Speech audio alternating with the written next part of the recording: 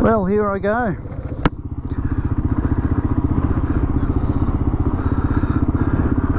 Rained and hailed last night, so I'm glad it's a good day today.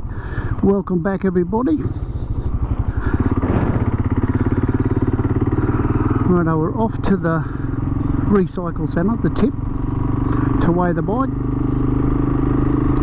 see how heavy it is. On a ride, I don't know about other people that go for a ride, it takes about 2 weeks to get into the groove and, you know, get a system for packing and unpacking and just feeling good about it. So my friend in Tasmania, Simon, he's a trader now.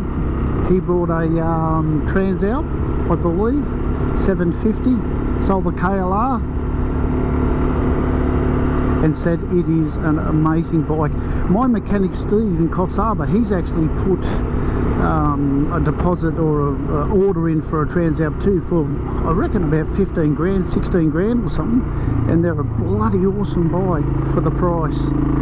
Simon said it's you know, the brakes are good, the pickup's good, everything about it's good, so I think that could be my next bike. Righto, here we go. Drum roll.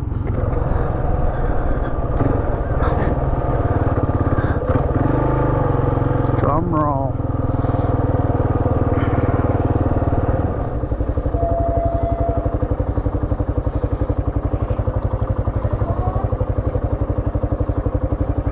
Um, 420 kilos, bloody hell. That can't be right. I must have put some weight on because it's not my gear, my big fat ass on it. 420 kilos. Them bloody scales are out. They got a bloody, they're tipping the scales, the bastards. Make you pay more. Nah, that can't be right. I'm not even going to put that on my bloody video because I don't believe that. Alright, so over to casino, down to Grafton, have lunch with Mark, and then I'm staying at another mate's place, Brian. It will be my last night in a bed for some time. Welcome back, everybody. That's the end of day one, start of day two. And it poured last night. If I was in the tent last night, I would have drowned. There's no doubt about that. And look how green it's got overnight. That was brown yesterday. Half an inch rain, bit of hail. Off to Steve to find out if I've got a water leak or not. Well, here I am at Steve's. Drum roll, everybody. Let's hope that it's only a minor leak. And I'm back on the road in a little while.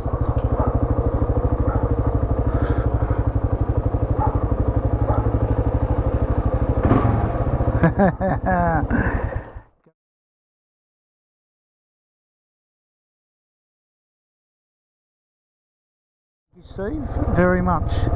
Looked over the bike and said, God, it's a nice bike. And I said, no, I'm not here for that, Steve. I'm here for the water leak. And he said, oh, righto. So we looked and looked and couldn't find anything. So, Steve, if you're watching this video and my bike breaks down because of a water leak, I'll be coming back. No, I wouldn't do that. But so here I go around Australia. Second time round. Clockwise this time. To unwind from 2021 when I went anti-clockwise. I just got to sort of undo what I've done. Well, good afternoon. About 15 degrees and the clouds have come in and have started to sprinkle about 30 k's out of Armadale. I was hoping to make it there before I had to put my wet weather gear on, but I might have to stop. No good start to the trip, but whatever. Do you want to hear a story? So when I worked in Armadale, I was going back to Coffs Harbour and I was coming along this straight and I was looking in the paddock over there because they were doing some roadworks in the paddock, and we used to come out and patrol this of a night. And I never knew why there was roadworks here, so I'm driving along this straight going towards Coffs Harbour, and that was the roadworks happening in there. And what it is on there, they were doing roadworks for the Aero Club, so they weren't actually doing any work on this road. And there was a sign here that said 60, or back there a bit, and I didn't see it because I was looking in the paddock, and that's the truth. So I'm flying along and I pass a highway patrol car, and he pulls me up, follows me, and I thought it was one of the guys I work with, and he said, "Oh," he said, "You got your licence?" I said, "Yeah," passed my licence over, and he went back to the car and he said, "You know what clock you're doing? 106. I said, "Oh, I always go a little bit over." He said, "You realise it was the 60 zone?" I went, "You've got to be kidding me." And honest to God, I did not see the sign. It was a Sunday afternoon, 2 o'clock, and they didn't pull the hessian down over the sign, so therefore it was still enforceable. And the prick gave me a ticket, lost my licence for 12 months. What more can I say? I should have been more careful, I suppose, but by God, that really did hurt. Anyway, that's my story. I hope you liked it. So this is Armadale. Beautiful place, bloody cold. Cold, cold, cold. Oh, free camping there, definitely. Coming into Uralla, called into McDonald's in Armadale. They were doing renos and it was closed. Devastated's an understatement. It really rocked me. I was looking forward to a feed of Macca's. Never mind.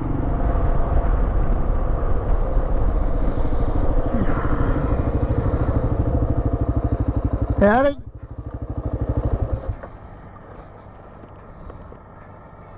Gonna be a little bit of a hold up. Shit, yeah, it looks like it, doesn't it? They've been here for hours, been here all day. Spent most of the time getting the parcels out of the truck full of New England overnight. Oh shit. Courier company. Yeah.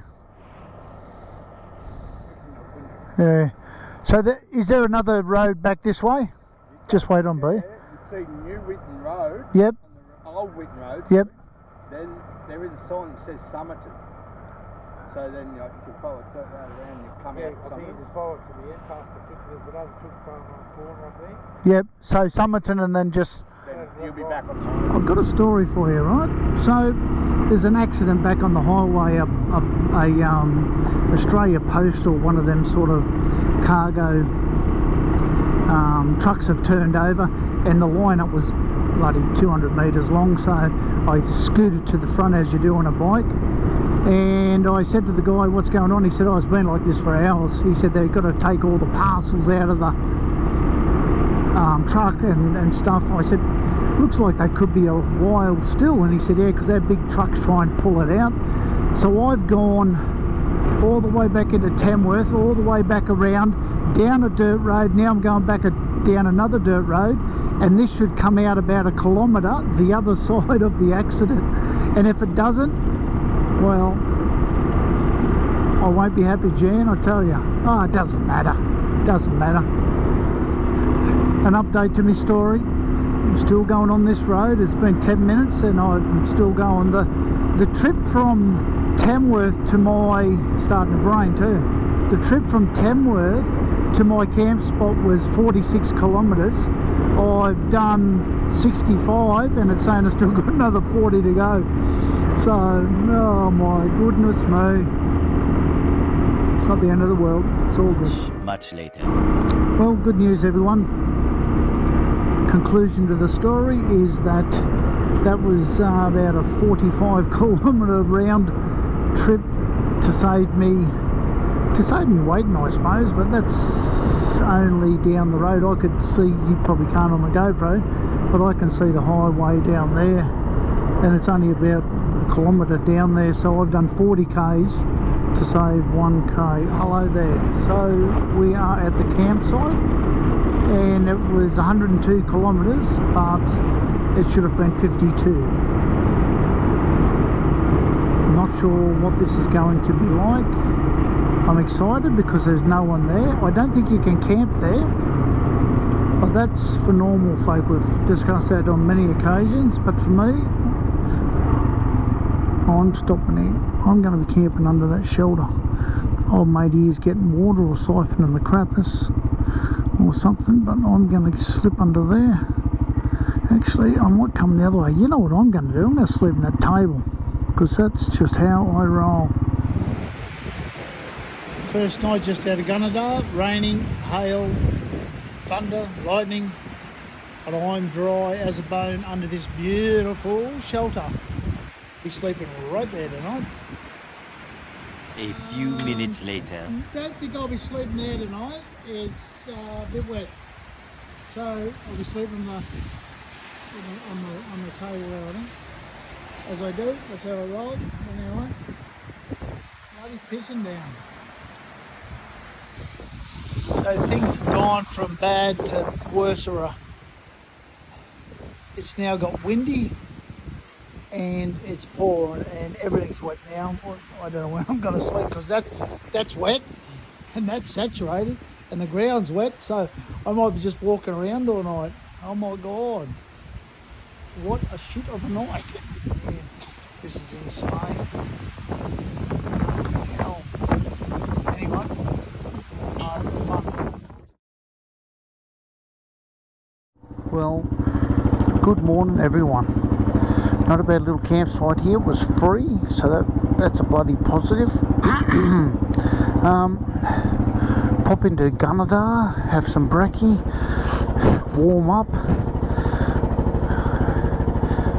Wasn't cold at all last night. I had my new sleeping bag, which is rated minus bloody something, -4 or something, and yeah, I slept really well. Except for the trucks and that. I thought the trucks, actually, I woke up once and I thought I was going to die. The sound of the vehicle, I thought, was coming through this bloody shelter. Man, it was bloody frightening. But as you can see, the road's only 20 metres away. I had a dream last night, I just remembered. And if I tell somebody, it doesn't come true. Isn't that how it works? And I had a flat tyre. And I pumped it up, kept on riding. When it went flat, I just pumped the bastard up again. Oh, Jesus, cool. Loving it. Righto. Well, here I am following this caravan, Wombat, where New South Wales caravan and car. Anyway, they've got a sign on the back and it is so good. It says, everybody dies, but not everybody lives. So that's a really good saying. So you can take that one or not. It's up to you. Past 12. Good afternoon. Stopped at Warren to use the facilities. So I went to the information centre to get a sticker for the bike because I need it. I haven't got any stickers for Warren on my bike, or from Warren. So anyway, I'm in there talking to the lady. She said, oh, where are you going to stay? And I said, oh, I'm not here, I'm going to the next place. And she said, oh, righto. I said, what are the prices like here? And she said, she said the council are having a lot of trouble with the caravan park. And I said, why is that? And she said they expect people to pay $60 for a site. I said, even a tent? She said, yep. I said, well, lucky I'm not staying here because I wouldn't be paying that. They're thinking about opening the showground back up. They used to have free camping or $10 camping at the showground, but they closed that down, but they're going to open it back up. Well, it's only 2 o'clock, but this is the destination for today. So by them giving me a free side, I'll probably spend $50 in there tonight on food and Coca-Cola, maybe lemonade. It's funny, I said to her, so where do I park? Where do I camp? She said, just on the grass, just there. And I would have thought she meant just there in front of that fuel thing. And I said to her, not in front of the fuel thing. She said, no, way over here. She said, not where the powered box is, because that's your powered site. She said, over here. So I might have to bloody, holy Godfather, not a real sexy bloody side, but doesn't matter. She said grass. Where the fuck's the grass?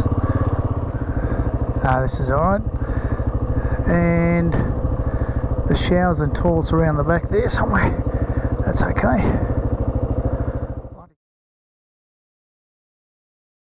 Good morning, everyone. Another shitty night's sleep, but that's okay. The roads, that's an off-road just here, but the roads out there and trucks all night. Yeah, but anyway, it is what it is. So off to Broken Hill today and meet up with Brad tomorrow morning or mid-morning. So a bit cold this morning. What is it? About 5 degrees again. Yeah, there it is, KLR. I've stopped there a few times, so I don't need another photo in front of it. So into town, get some fuel, get some breakfast, off to Wilkenya. Yeah, the big beer can, look at it.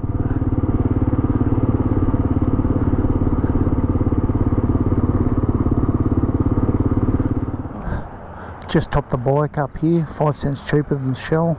Petrol's petrol. Anyway, I said to a staff member in there I might get some breakfast. She said, good choice. I said, I might get one of them wraps and a coffee. I said, how long have them wraps been made for? She said, about an hour. And the alarm bell should have went off. So I said, righto, I'll give it a go. Took one bite and it was like chewing a bit of bloody cardboard, warm cardboard. So I walked back over and I said, darling, that is not very nice. She said, I'll make you another one, fresh.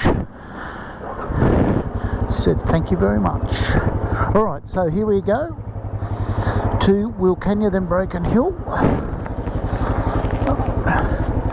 Nothing else to report. That was the end of the story. It was a little baby story, but it was a good story. So far, between KLR and Broken Hill, without exaggeration, I reckon I've seen 50, 60, 70, 80 goats. They're absolutely everywhere.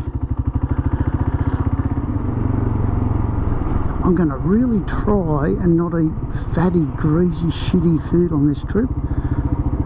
I'm just over it. And Coca-Cola, well, it's not our friend, we all know that, but just going to try and be a good person. I'm pretty sure they've only got 91 here. Oh, 95. Well, that's a bonus, isn't it? Alright, so here's a story for you. I'm in paying for me petrol, come outside, and there's a lady walking around and just being cranky and stuff, and her husband's come out and said, what's wrong? And she said, can't find the toilets anywhere. I went to the right and they're not there. So she's come out and gone over there. Now, if you're coming out of the store, that's left. And then I heard her say, no, then he said the toilets are up there. That's the right. And she said, well, no, it's not to me. That's left. As you're facing the building, but yeah. So each their own. So Broken Hill, here we come. Still trying to work out how that lady thought that was left and not right, and right not left. Holy shit, I'm confused even now. After driving around Wilkenya for bloody half an hour, I found it. So that's the house we stayed in when we were out here painting, and they're the block of units we painted. Aren't they gorgeous? They come up real good. We actually left before they'd finished the outside, but we done the inside. There's this big structure out here. Have a look at this. See that metal structure-y thing there? Wow, they've done a nice job. But that metal structure serves no purpose. It's not waterproof, it's not shade, or it's not nothing. Looks great. You ready for it? $85,000. Not this awning here, just that metal spine looking structure. $85,000. There you go. Beautiful units. They've done a really good job on finishing them. Wow, they come up real good. Good afternoon, guys. Here I am at Broken Hill Racecourse. $25 a sight. That's my new mate Mick. Met him at Hermondale last night. Wanted to do the Flinders with me and Brad, so welcome Mick. So he's got a GS 1200, beautiful bike, 2009 model, just done 40,000 Ks, hardly worn in. Mick's not a bad bloke at all. So off to Yunta, Broken Hill first and then Yunta, and then Arkaroola, hopefully. If not, we'll just camp on the side of the road. So I'll keep you updated.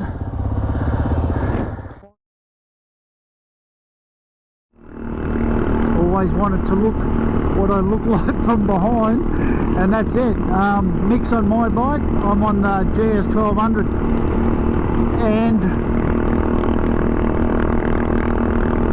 this is beautiful. It's so much smoother. But the funny thing is, on the arse it's smoother, it's no vibration at all. But in the handlebars it seems to be a bit more vibration in the handlebars, which is interesting. What else? Mirrors are good, visibility's good. I think it's a bit windier too. My screen comes up a bit higher, so yeah, it's not as windy. But the seat, that's what I'm really impressed with, how soft this seat is. It's incredible. And they get up and go, look at that, 140 in 2 seconds. It's just insane.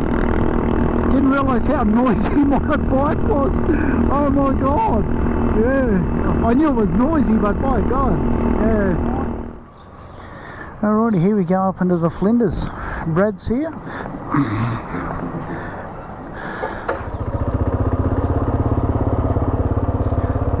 Good to be back on the KLR. Brad's coming. Righto, let's go. Almost 2 years ago to the day, I was coming the other way. Hope the boys like dirt, because it's a lot of dirt for the next few days. The road's a bit chopped up actually.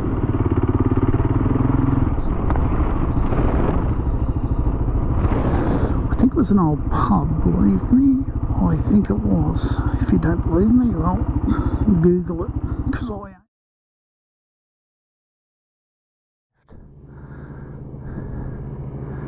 Oh, that's nice.